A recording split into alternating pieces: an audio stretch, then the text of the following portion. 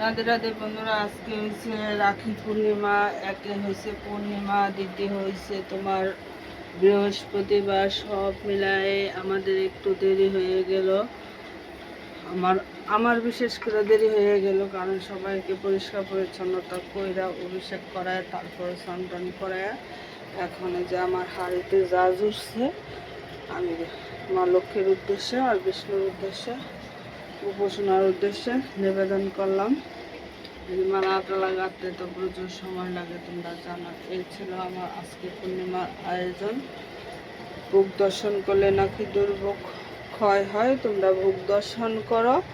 আমি যেন এইরকম ছোটোখাটো আয়োজনগুলি তোমাদের মাঝখানে করে তুলতে পারি। যদি তোমাদের ভালো লাগে তাহলে একটু লাইক কমেন্ট করো। আর আমার গুরু গোবিন্দের আশীর্বাদ তাহলে থাকলে হয়তো দেরি হবে, কিন্তু আমি দেওয়ার চেষ্টা করব।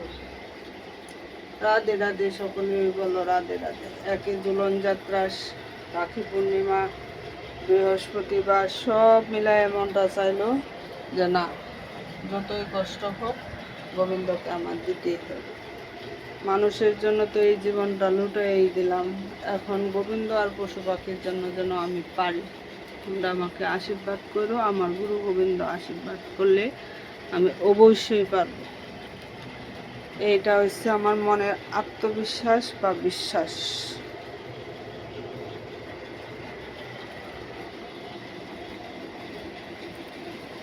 আজকের জন্য এই পর্যন্তই।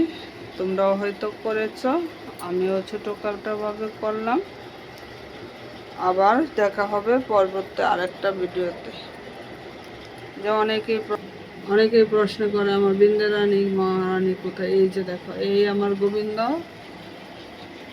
আর এই হয়েছে বৃন্দে মহারানী। ওনাদের শুভ দৃষ্টি সর্বক্ষণই হয়, বুঝছো। তার জন্য আমি আর নিচে নামাই না, কারণ যেহেতু আমার ঘরে বিড়াল আছে, আছে, ওনার ব্যথা দিব, তার জন্য আমি উপরে রাখি। Tata, bye bye.